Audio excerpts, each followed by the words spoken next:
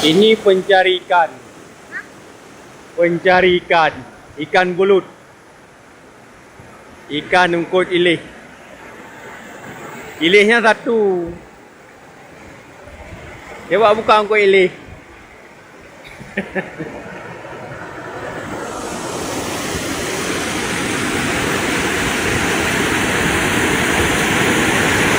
Ini bendungan PDAM Lambaru.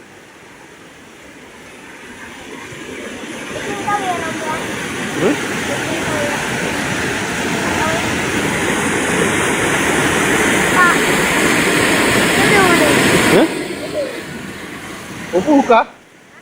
Apa kah?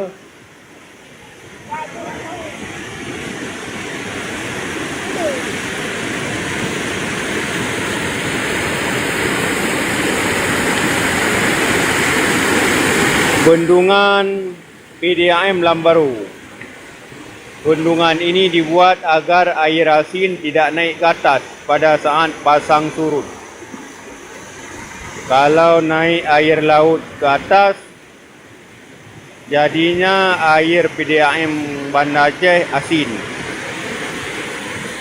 Jadi dibuatlah bendungan ini. Belum genap 1 tahun selesai pembuatannya.